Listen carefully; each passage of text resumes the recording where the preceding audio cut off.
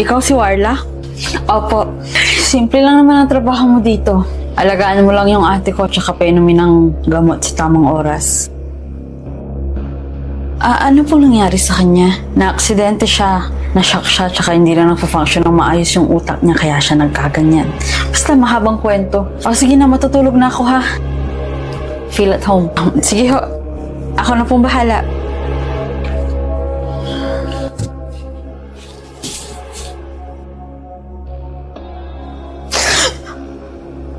Ma'am Lani? Ma'am Lani! Ma'am, maniwala po kayo sa akin. Nagkatinginan po kami ni Ma'am Verity kagabi. Wala akong oras sa mga ganyan. Simple naman makaka-eye contact mo si ate. Ganyan nga siya. Gunin mo lang yan, no? Baka nga po. Magpa-party ako ah. Ikaw mag-alala, babalik din ako agad. Yung asawa ni ate, tuwing gabi lang yun umuwi. Mag-isa ko lang po dito. Wala po akong kasama. Bakit? Natatakot ka? Kung ganun lang din naman, di sana maghanap na lang kami ng bagong nurse na hindi natatakot. Hindi pa ako natatakot. Kaya ko po mag-isa, ma'am. Ate, aalis lang ako saglit ha. Aalagaan ka naman ni Nurse Warla.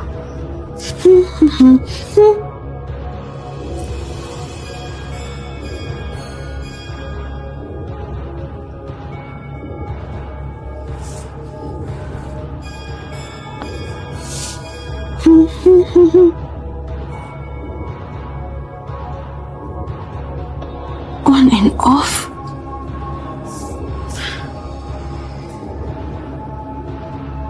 Nurse Carla, anong ginagawa mo dyan sa lapag?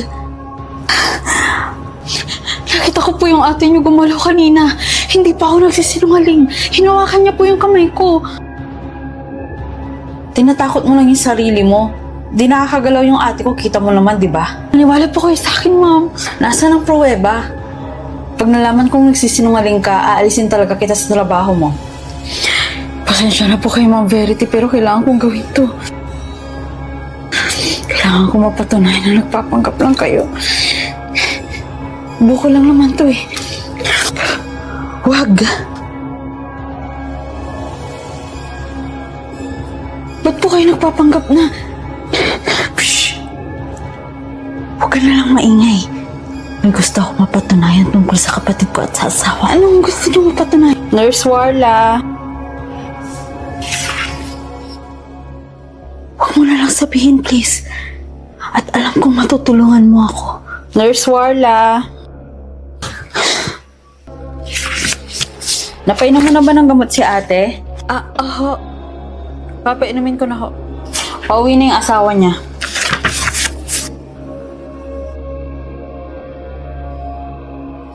Sara mo yung pinto. Ginagawa ko naman yung best ko eh. Dapat lang.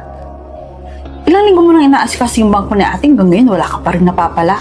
Teka lang naman. Hindi naman madali itong ginagawa ko eh. Na-transfer lahat ng pera ng ate mo sa bangko nating dalawa nang hindi siya ang nagpo-proseso.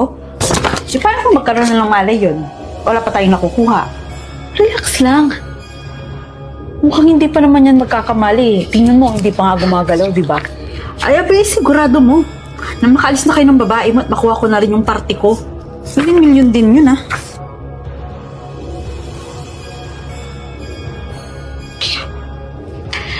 Maraming salamat, Nurse Warla, ha? Matibay na patunay ito. Sinasabi ko na nga ba't may binabalak sila sa pera ko. Hintayin nila kung paano ako magkikante. Salamat.